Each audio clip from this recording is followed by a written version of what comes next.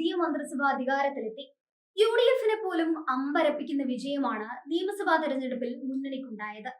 LDF ആകട്ടെ ഇത്രയും വലിയൊരു തിരിച്ചടി പ്രതീക്ഷിച്ചതുമില്ല.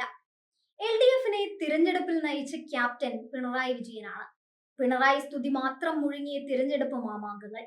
ചോദ്യം ചോദിച്ച പാർട്ടി പ്രവർത്തകനോട് വീട്ടിൽ പോയി ചോദിക്കാൻ പറഞ്ഞു പിണറായി. പിണറായി പങ്കെടുക്കുന്ന യോഗങ്ങളിൽ പാർട്ടി പ്രവർത്തകരും ആളുകളും ഭയത്തോടെ നിന്നു. ഇതൊക്കെ പകൽ പോലെ വ്യക്തമാണ്. പിണറായി നയിച്ച തിരഞ്ഞെടുപ്പ് തോറ്റു. അതിന്റെ അർത്ഥം എന്താണ്? പിണറായിയെ ജനങ്ങൾ തള്ളിക്കളഞ്ഞു എന്നല്ലേ? ഇതൊരു ജനാധിപത്യ ഭരണ സംവിധാനമാണെന്ന് പലപ്പോഴും CPM മറക്കുന്നു. ഇവിടെ ജനങ്ങളാണ് പരമാധികാരികളെന്നും ജനങ്ങളെ വെറുപ്പിക്കുന്ന പെരുമാറ്റം ഒരു രാഷ്ട്രീയ പാർട്ടിയുടെ ഭാഗത്തു നിന്നും ഉണ്ടാകാൻ പാടില്ല. കാലം മാറി, ജനങ്ങളും. അതൊരു വലിയ തിരിച്ചറിവാണ്. മോദിയുടെ മാധ്യമ പേടിയെ പറ്റി CPMുകാർ കളിയാക്കി പറയാറുണ്ട്. അപ്പോൾ പിണറായിയോ?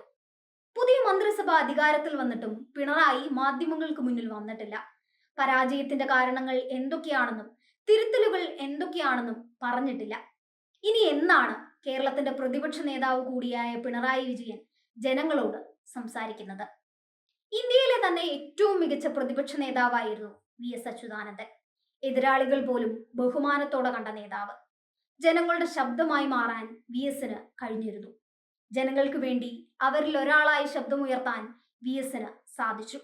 മോദിയെ പോലെ മാധ്യമങ്ങളോട് സംസാരിക്കാൻ വിമുഖതയുള്ള പിണറായിക്ക് എങ്ങനെയാണ് നല്ലൊരു പ്രതിപക്ഷ നേതാവാകാനാവുക? ജനങ്ങളുടെ വിശ്വാസം നേടിയെടുക്കാൻ കഴിയുക? VS പോലും പാർട്ടിക്ക് അതീതനായല്ല പ്രവർത്തിച്ചത്, പാർട്ടിക്ക് വിധേയനായാണ്.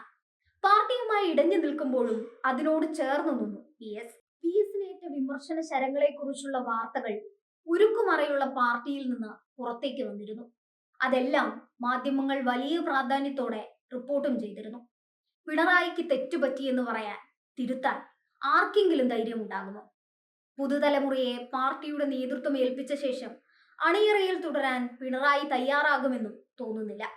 ഇനിയും CPMൽ MV ഗോവിന്ദൻ തന്നെ തുടരും. സന്ദേശം സിനിമയിലെ താത്വികാചാര്യനെ പോലെ എന്തൊക്കെയോ സിദ്ധാന്തങ്ങളും പടച്ചുവിടും. CPMന്റെ ഭാവിയെ കുറിച്ച് ചിന്തിക്കുമ്പോൾ ശരിക്കും ആശങ്ക തോന്നുന്നുണ്ട്.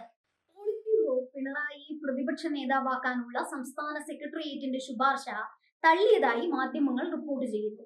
വെറും 3 വോട്ടിന്റെ ഭൂരിപക്ഷത്തിനാണ് ശുപാർശ പാസാക്കിയെടുത്തതെന്നാണ് റിപ്പോർട്ടിൽ പറയുന്നത്. പൂർണ്ണ VP യോഗത്തിൽ മലയാളികളായ MA baby, MV Govindan, A Vijayaraghavan എന്നിവരും പിണറായി വിജയനുമാണ് അനുകൂലമായി വോട്ട് ചെയ്തതത്രേ. ഇതൊക്കെ ശരിയാണോ എന്ന് പോലും അറിയില്ല. CPMൽ എന്തൊക്കെയാണ് സംഭവിക്കുന്നത്?